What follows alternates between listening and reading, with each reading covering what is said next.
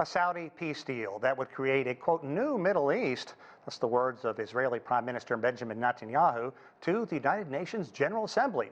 The Assembly will also hear from a controversial coup leader in Africa. Our CGTN's Nathan King has been up in New York following all the developments at Unga Forest this week. And Nathan, kind of bring us up to date on this one.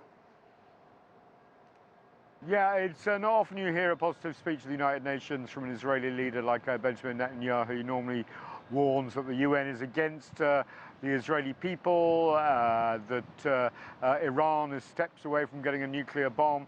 But this time it was positive. This is something that he's wanted for a long time.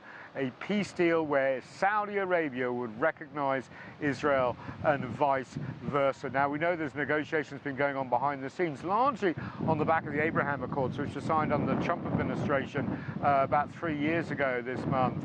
Now, first of all, it was the United Arab Emirates and Bahrain, and then, let me get this right, Sudan, Morocco, Oman, Jordan, all followed. So essentially, the hope is that Saudi Arabia would have joined, but there's been lots of back and forth.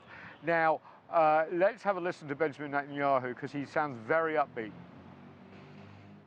I believe that we are at the cusp of an even more dramatic breakthrough, an historic peace between Israel and Saudi Arabia. Such a peace will go a long way to ending the Arab-Israeli conflict. It will encourage other Arab states to normalize their relations with Israel. It will enhance the prospects of peace with the Palestinians. Now, Saudi Arabia's Crown Prince Mohammed bin Salman, who rules the country, essentially said that they are close to, but wanted some sort of guarantees or something for the Palestinian people, which of course Israel occupies their land. Now, Benjamin Netanyahu said in his speech that the Palestinians could indeed benefit, but do not have a veto over this. And also controversially, he held up a map of the area showing Arab countries that had recently recognized Israel, but the map of Israel itself had no Palestinian territories marked on it, no West Bank, no Gaza Strip, no East Jerusalem, which of course the United Nations are all considered occupied territory and will return to Palestine when they create a state of their own. So that's going to be very controversial indeed, Sean. Yeah, we'll hear more about that map, that's for sure. But let's move on. Gabon's first address since military officers declared a coup there. How was that embraced? Yeah, the coup, remember, back on March 30th, and immediately after Ali Bongo was declared the winner, remember, the Bongo family have ruled Gabon for 60 years, the army took over. The interim prime minister essentially saying that we had to do this. We told the international community in 2017 the election was rigged. You agreed with us. Then you have done the same with the 2023 election. We had to do this, he said, to stop basically the whole of Gabonese society erupting into protests and violence. Let's take a listen.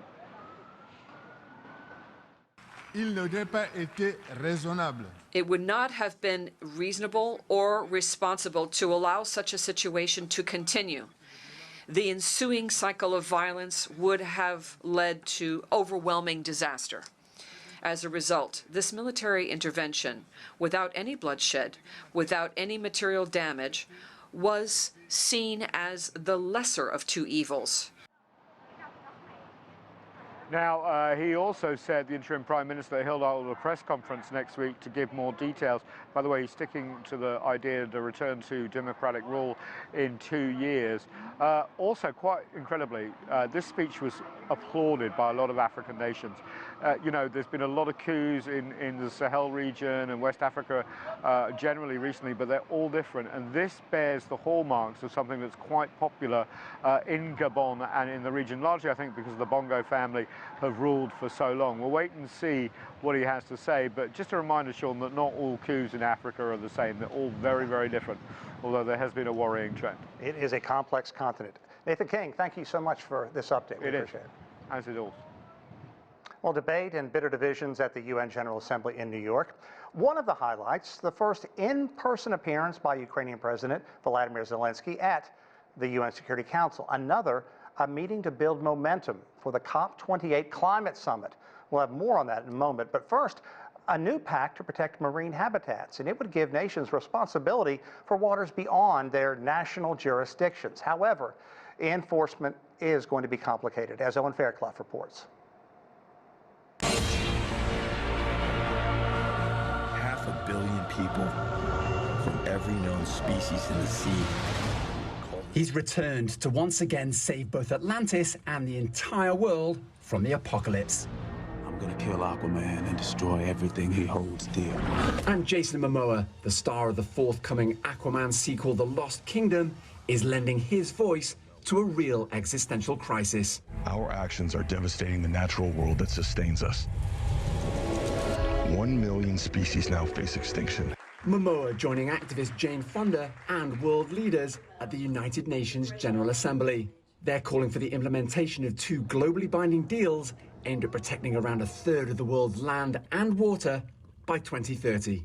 It's what scientists point to as our best hope for avoiding the worst impacts of climate change and biodiversity loss. But deals of this magnitude are contentious. One of them is the High Seas Treaty, aimed at preventing the global extinction of marine species through overfishing and development. For the first time, UN member states are taking collective legal responsibility for vast marine habitats in some of the most remote parts of the world, in international waters far from national borders. But international waters are a constant source of conflict between competing states.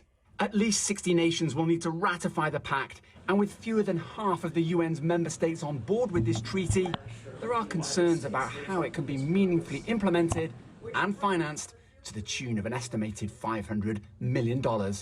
You all probably wonder where the hell is Niue. Yet some of the world's smallest and most remote countries, like the Pacific island of Niue, are counting on treaties like this for their future.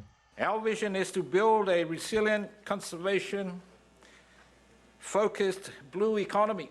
The urgency to create these kinds of sustainable economies underscored by this summer's record high sea temperatures threatening marine ecosystems, and a new Greenpeace report that found fishing has surged in marine habitats that need protecting. Owen Fairclough, CGTN, New York.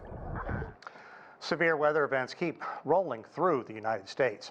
It's become one of the most expensive years on record. According to a report from the National Oceanic and Atmospheric Administration, 23 disasters in 2023, causing more than $57 billion in damage. 253 people have also died in storms. The number of billion-dollar weather disasters has been increasing since 1980. With it raising concern if FEMA has enough money to support all of the people that could be affected. It is a very big issue. Let's dig more into this and to talk about growing climate emergency and discussions going on at UNGA. I'm joined by Alan Robock. He is a distinguished professor and chair in the Department of Environmental Sciences at Rutgers University. Alan, thanks very much. A very important issue. And I think let's begin by talking about the UN Secretary General basically chastising developed nations, saying, look, on your watch, you know, from the Paris Accord, you promised to do A, B, and C, and you are failing. What does that mean? Yes, the emissions of greenhouse gases, carbon dioxide, methane, nitrous oxide, by industrial nations is what's causing global warming, and it continues to go up. Let's talk about the cost of climate change. We went through the numbers there, but it's so massive. Is it even possible to get your head around it right now? Well, it's these extreme events that are really dangerous. The average temperatures are changing too, but the extreme events are what are really costly. So the solution, humans are causing global warming, and the solution is to leave the fossil fuels in the ground, stop burning coal, oil, and natural gas. And countries are moving in that direction, but not fast enough. Yeah, let's dig a little bit deeper into that, because without question, the United States fell behind in the years 2016 to 2020, when Donald Trump famously pulled the U.S. out of the Paris Accord, promised not to give any money to developing nations to help them find a solution without burning fossil fuels. Do we have any concrete progress that has been made? If not, why? Now, actually, in spite of Trump being president, the emissions in the United States have been going down over time. So over the last couple of decades, the U.S. is actually reducing our emissions. So is Western Europe. And so, on the other hand, China's emissions are going up very quickly, and so are India's. But right now, China emits about 30% of all the greenhouse gases. The United States emits about 10%. So, and burning coal is the worst thing. It puts a lot of carbon dioxide in for the amount of energy that it produces. So the Inflation Reduction Act that was passed in the U.S. last year under Biden's watch has really put a lot of effort into further reducing U.S. emissions. Yeah, but let's talk about where the two nations, you talk about China and the United States. China has been very good about moving on to electric vehicles, and they're actually building cities that would be more environmentally friendly. But without a question, it's a developing nation, and it's got a lot of people that live under a very low rate, perhaps just above poverty, and trying to wean itself off that when you have 1.4 billion people. Who is leading the charge when it comes to climate action? I have a hard time believing it's the United States. I was in China a couple years ago in Dunhuang and out in the desert, and as far as you could see, there were solar panels. I mean, China's the leading producer of green energy, solar panels, electric cars, windmills, and so China is certainly making progress in that direction. But China is also still building coal-fired power plants. There haven't been any built in the United States recently, and there won't be in the future. So the question is, it's not just, you shouldn't blame one country or the other. Each country should make as much effort as they can to take care of their people as well as save the planet for their children. I think the Secretary Gutierrez made it pretty clear that it's going to be almost impossible to reach that 1.5 degrees Celsius that there's been this coordinated effort of trying to keep the global temperature from rising any more than that. Do you think that that's a foregone conclusion, that it's just impossible at this point? Well, that's predicting human behavior. I'm a climate scientist. I can tell you what happens if certain amounts of gases go into the atmosphere, but predicting human behavior is not my specialty. Well, let's look at how human behavior has been to this point, and how the rise has been controlled to this point, and it's been going up like this instead of up like this. I can't see anything. Oh, I'm sorry. So it's been going up rapidly. Let's put it that way. Yeah, the emissions, the carbon dioxide has been going up rapidly, and so but this problem was created by humans. Right. And so this problem can be solved by humans. In the United States, the fossil fuel interests are very strong. They've taken over one of our political parties, and they're trying to stand in the way and want to continue to sell oil and gas and coal. And so the problem is fighting against people that are making a lot of money by not changing. And that's true in many cultures around the world. So the technology does exist to run the world on electricity and on wind and on solar. It's the political will that's missing. Alan, one final question for you here. How frustrating is it when you hear people say, well, we're not even entirely convinced that man is contributing to the global temperature? And what do you look forward to when it comes to COP28?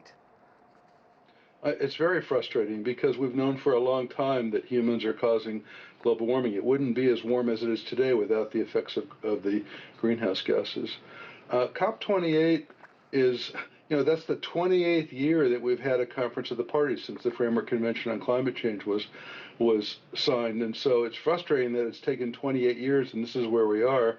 The world has these voluntary pledges, but at COP28 there'll be a stock taking, and so we'll, like a report card, we'll find out what each country is doing, and hopefully we can work together to share technology and do it much faster. In a word, that has the potential to be very sobering, I guess. Yes. Okay. Alan Robock, we can't thank you enough. We certainly appreciate it and hope to have you back soon. We enjoyed it. Thank you.